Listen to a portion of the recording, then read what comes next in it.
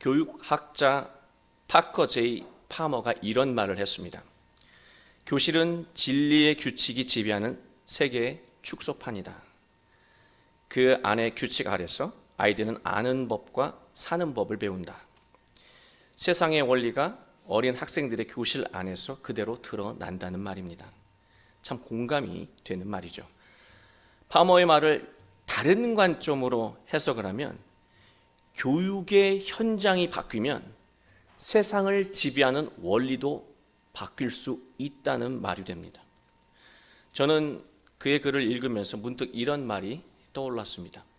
가정은 천국의 축소판이다.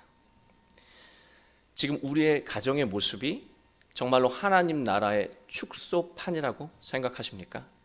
그렇게 살아가고 계십니까? 오히려 세상의 축소판은 아닌가라는 그런 부끄러운 생각이 들기도 합니다. 우리의 가정이 세상의 원리에 지배당하게 되면 일어나는 현상이 있습니다. 가정은 공감과 존중이 사라지고요.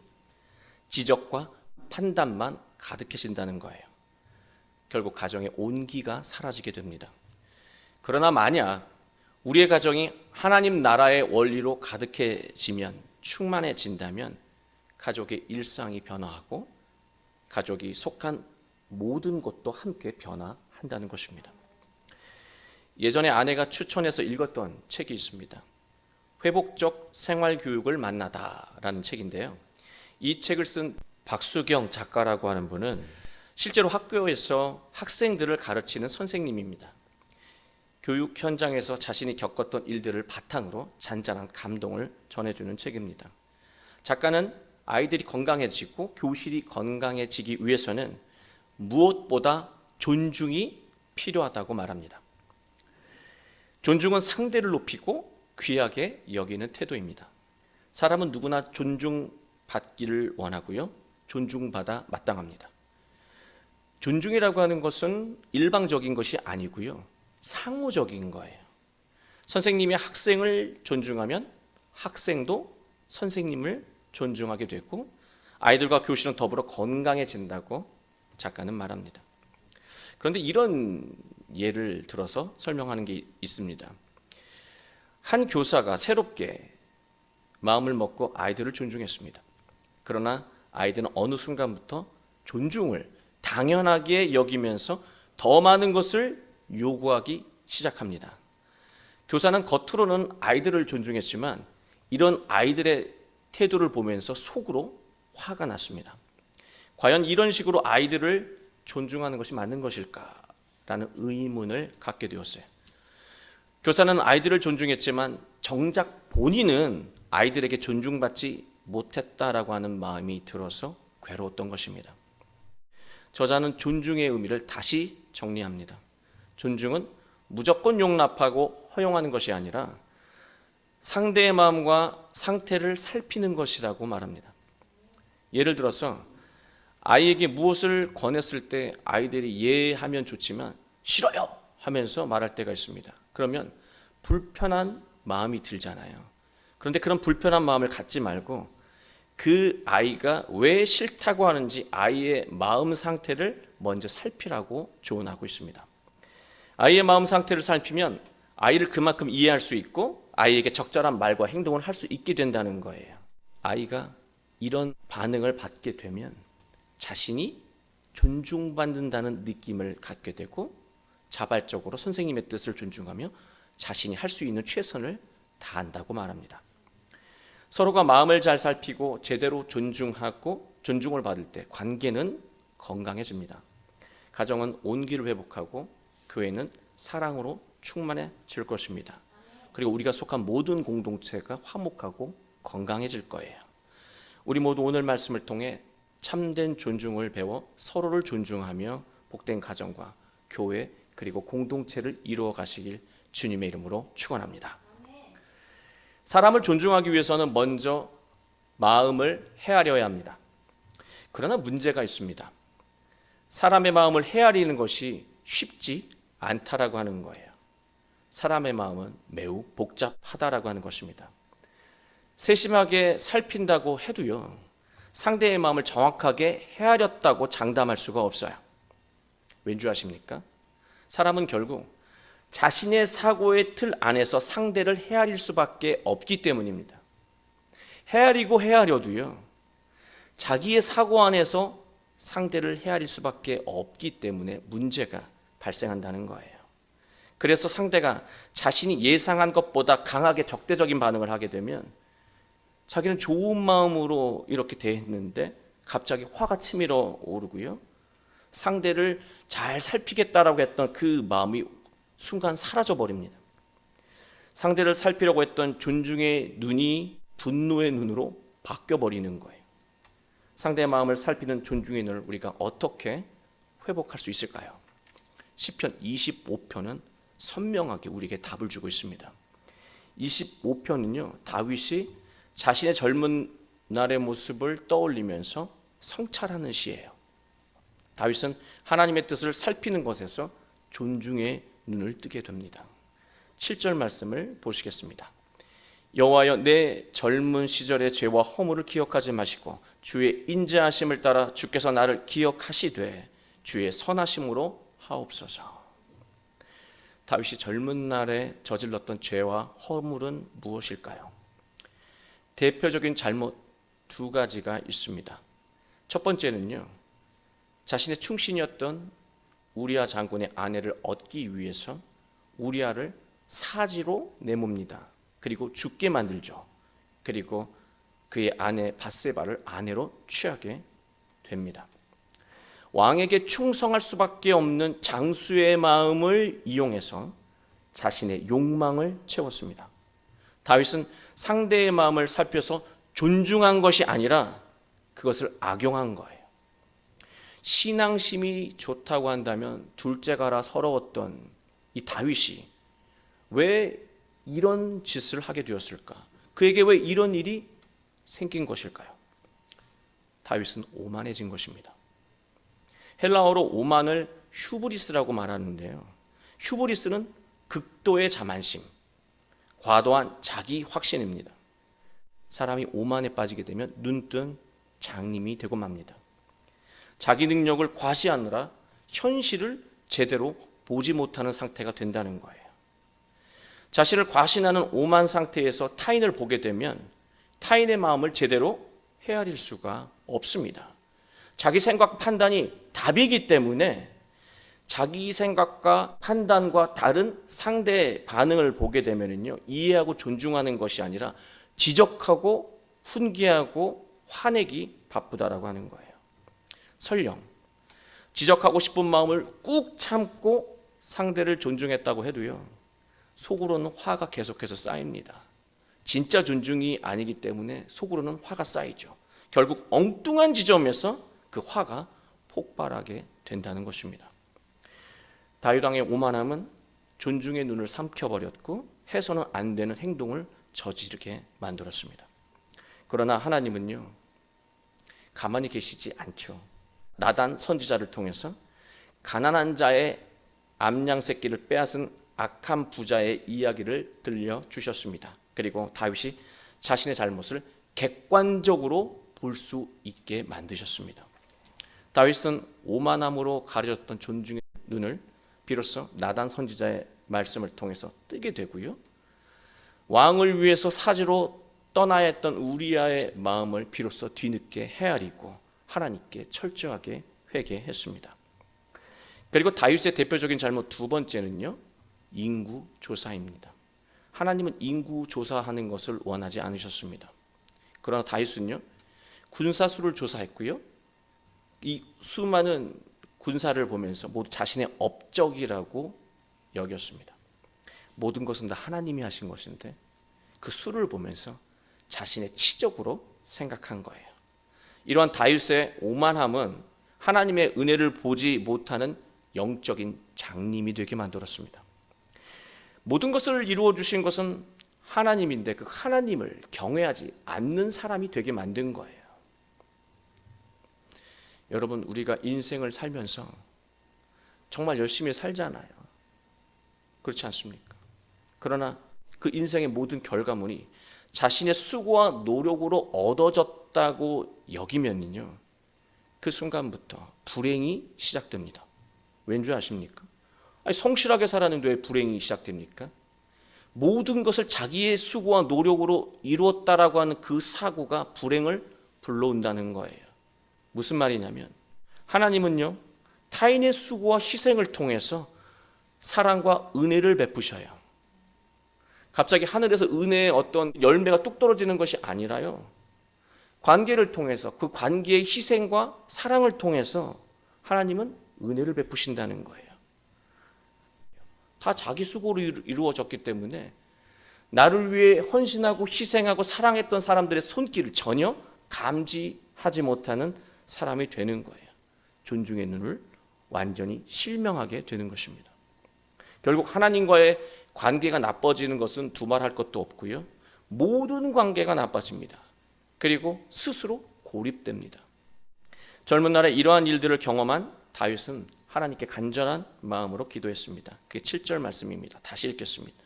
여호와여, 내 젊은 시절의 죄와 허물을 기억하지 마시고 주의 인자하심을 따라 주께서 나를 기억하시되 주의 선하심으로 하옵소서. 다윗은 하나님의 인자하심으로 용서받기를 바라고 있습니다. 하나님의 인자하심이라고 번역된 이 말은요, 헤세드예요. 여러분 잘 아시잖아요. 헤세드. 헤세드는 바로 긍휼히 여기는 사랑입니다. 불쌍히 여기는 사랑이에요. 말로만 하는 사랑이 아니라 공감하고 함께 울고 함께 기뻐하는 그 사랑이 헤세드의 사랑입니다. 그러나 사람은요, 자기가 좋아하는 모습을 가진 사람을 사랑합니다. 꼴 보기 싫은 사람을 사랑하지 않아요. 내가 싫어하는 모습을 가진 사람을 절대로 사랑할 수 없는 존재가 사람이라고 하는 거예요. 우리라고 하는 것입니다. 사람은 자기가 좋아하는 모습을 가진 사람을 사랑합니다. 사람의 사랑은 자기중심적입니다. 그러나 하나님의 사랑 헤세드는 타인의 약함을 헤아리고 존중하며 사랑하는 거예요. 이타적이라고 하는 것입니다. 우리가 타인의 마음을 헤아리고 존중하기 위해서는 긍휼히 여기는 마음, 하나님의 헤세드의 마음을 회복해야 한다는 것입니다. 다윗은 자신도 하나님의 헤세드의 사랑을 회복하길 바라고 있는 거예요. 또 다윗은 하나님이 자신을 선하심으로 대해주길 바라고 있습니다. 여러분, 우리가 상대에게 선한 말을 하고 선한 행동을 했는데도 상대가 받아들이지 않을 때가 있죠. 그렇지 않습니까? 박수경 교사가 말한 것처럼 상대에게 존중의 말과 행동을 했는데 오히려 상대는 강하게 반발하는 상황을 경험할 때가 있습니다. 화가 나고 억울하죠. 왜 이런 일이 일어날까? 왜 이런 일이 일어난다고 생각하십니까? 난 좋은 마음으로 했는데. 자신이 선하다고 생각하는 말과 행동을 하기 때문입니다. 선이라고 하는 것도 자기중심적인 거예요. 자기중심적인 선은요, 타인에게 도움을 주는 것이 아니라 타인을 괴롭게 만든다는 거예요. 나는 좋은 것인데 타인은 좋은 게 아니에요. 내가 선하다고 여기는 말과 행동이 아니라 하나님의 선, 하나님의 사랑의 관점에서 나온 선한 말과 행동을 할 때 상대는 자신이 존중받는다고 생각한다는 것입니다. 그래서 다윗은 8절에서 말합니다. 여호와는 선하시고 정직하셔서 그의 도로 죄인들을 교훈하시리로다. 세상의 도로 죄인들을 교훈하는 것이 아니라요, 여호와는 선하시고 그 여호와의 선으로 죄인들을 교훈하신다라고 하는 거예요. 거기서 변화가 일어나기 때문입니다. 하나님의 선, 하나님의 정직함으로 타인을 대할 때 온전히 존중할 수 있고 복된 관계를 이룰 수 있다는 것입니다. 다윗은요, 존중의 눈을 뜨기 위해서 필요한 하나님의 성품을 말합니다. 그게 9절 말씀이에요. 함께 보시겠습니다. 온유한 자를 정의로 지도하시며 온유한 자에게 그의 도를 가르치시리로다. 하나님은 정의로 가르친다고 말하고 있습니다. 하나님의 정의는요, 사람의 정의와 결이 다릅니다. 사람은 자신에게 유리할 때 그게 정의예요. 자신에게 불리하면 자신에게 손해가 되면 그것은 정의가 아닙니다. 그건 불의죠. 사람의 정의도 자기중심적입니다. 이기적이라고 하는 거예요. 부모가 자녀에게 또 우리가 친구들에게 이웃들에게 자기중심적인 정의로 말하고 행동하잖아요. 그러면 자녀들은 사고가 삐뚤어지고 타인에게 분노와 억울함을 안긴다라고 하는 것입니다. 그러나 하나님의 정의는요, 결국 모두에게 유익하다라고 하는 거예요. 하나님의 정의는 나에게 유익할 때가 있습니다. 그러나요, 하나님의 정의는 나에게 불리하게 여겨질 때도 있습니다. 그러나 불리함을 알면서도 하나님의 정의를 따르는 사람이 바로 믿음이 있는 사람이고 온유한 사람이라고 하는 거예요. 하나님이 아무에게나 하나님의 정의를 말하는 게 아니에요. 하나님의 정의를 받아들일 수 있는 사람에게 정의로 복된 인생을 이끌어 가신다는 거예요. 하나님의 정의를 받아들일 수 있는 사람이 누구인가? 바로 온유한 자라고 하는 것입니다. 이 온유한 자를 히브리어로 무엇인가 찾아보니까 아나브라고 하는 단어인데요, 그 뜻이 놀랍습니다. 가난한, 겸손한, 가난한 자, 겸손한 자가 바로 온유한 자입니다. 늘 영적인 가난함을 느끼면서 하나님의 말씀과 정의를 갈급하는 자, 그게 온유한 자예요. 하나님께서 말씀하실 때 온전히 순종할 줄 아는 자, 겸손한 자, 그게 바로 온유한 자라고 하는 것입니다. 다윗이 오만 때문에 겸손을 잃어버렸잖아요. 하나님은 오만한 자, 겸손하지 않은 자가 아니라 온유한 자를 원하신다라고 말하고 있습니다. 하나님이 정의 안 주셔도 됩니다. 복만 주시면 됩니다. 그렇게 생각하실 수 있는데요, 하나님이 주시는 정의는 고달픈 어떤 법칙이 아니고요, 우리가 인생 속에서 가장 올바른 길이에요. 나중에 인생을 돌아봐도 정말 잘 살았다라고 하는 그 길이고 가르침이고 진리야. 그게 바로 정의라고 하는 거예요. 그 올바름이 바로 오늘 성경에서 나오는 미슈파트입니다. 하나님이 바로 온유한 자에게 그 올바름의 길, 정의를 보여주신다는 것입니다.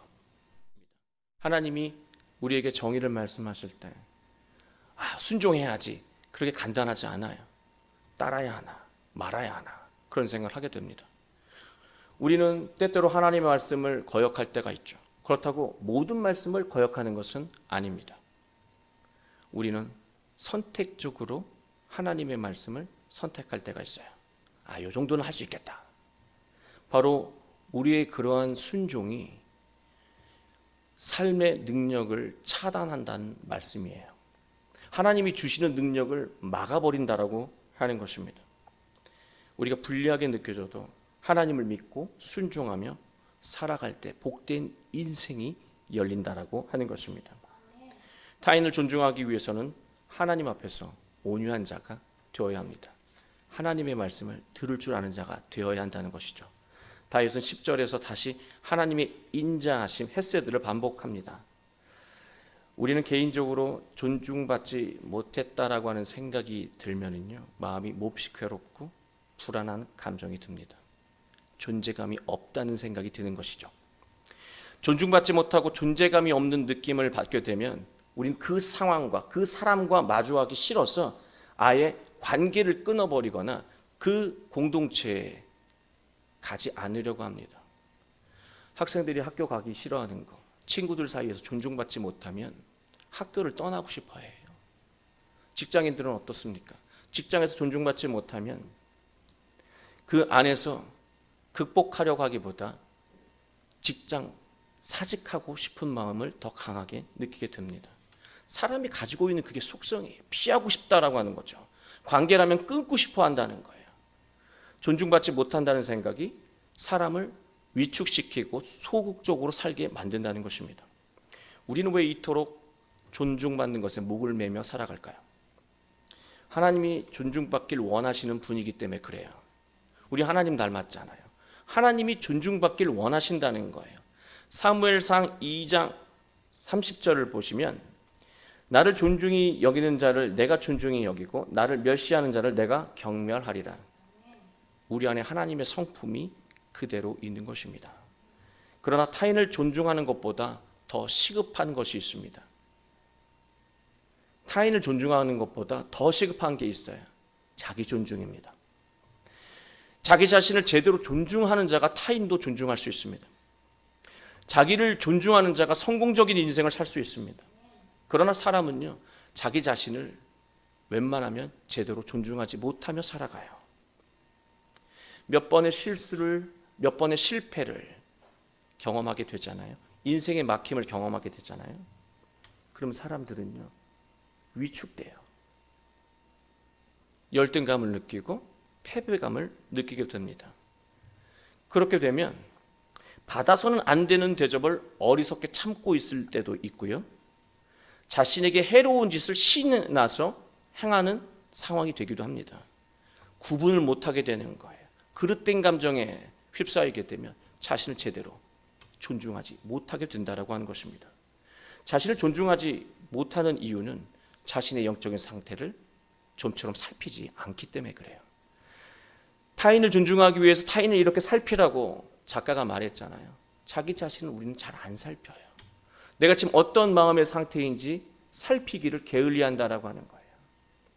자기를 존중하고 싶다면 자신이 지금 어떤 마음의 상태에 있는지 먼저 살펴야 한다는 것입니다.